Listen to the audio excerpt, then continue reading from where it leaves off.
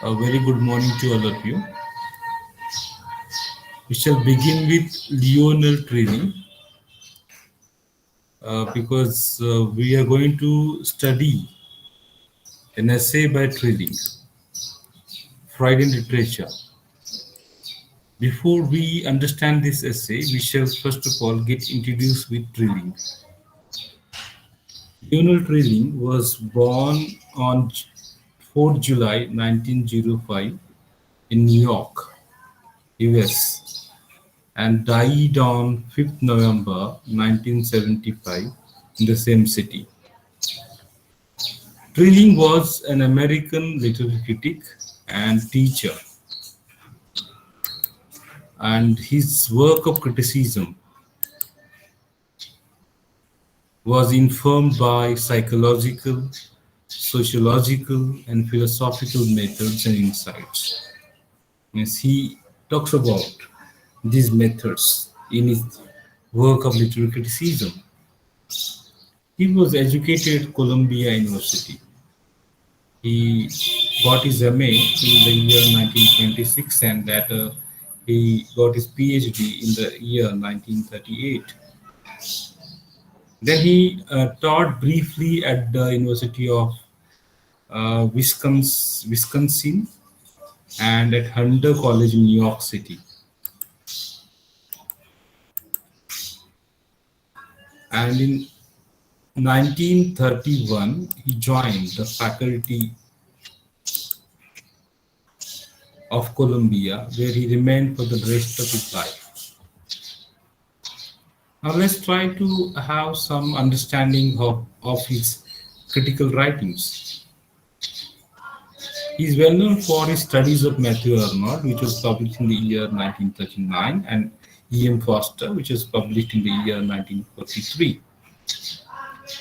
He has a collection, certain collections of literary essays with the title The Liberal Imagination of 1950, Beyond Culture, Essays on Literature and Learning of 1965, and Sincerity and Authenticity and Mind in the Modern World.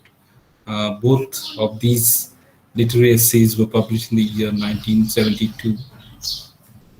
He also wrote Freud and the Crisis of Our Culture in the year 1955, and the life and work of Sigmund Freud in the year 1962. So he maintained an interest in Freud and psychoanalysis throughout his intellectual career.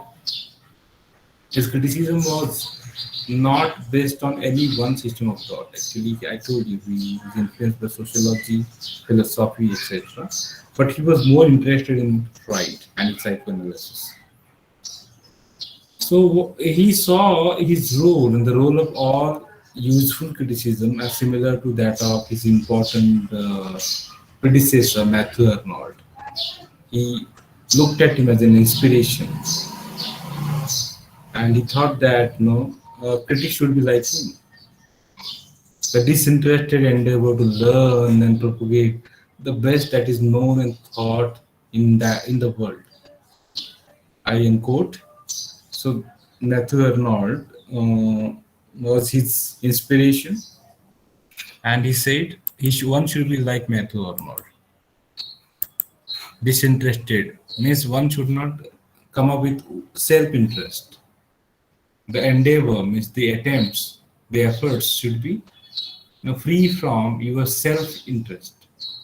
It should be disinterested endeavor, and that endeavors should aim at learning and even let the world know, letting the world the best that is known and thought in the world. So this is his thinking, and for this he brought a wide range of ideas and positions to study subjects. He covered many social and cultural topics. Of course, he covered, but he remained concerned with the tradition of humanistic thought and with the goal of educating and stimulating the enlightened middle classes.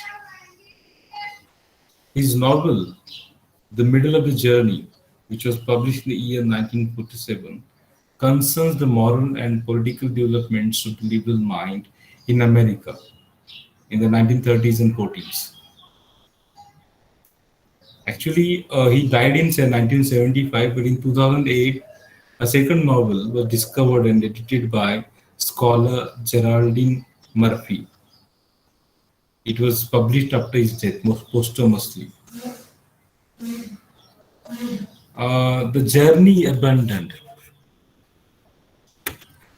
Now, The Journey Abandoned is the title. The, the novel attempts of grasping the ambitious young critic to make his name writing the biography of a reclusive writer turned psychist. That is the story. We are not concerned with that. So this is how we can understand Trilling as an educationist, a critic, and a writer. Okay.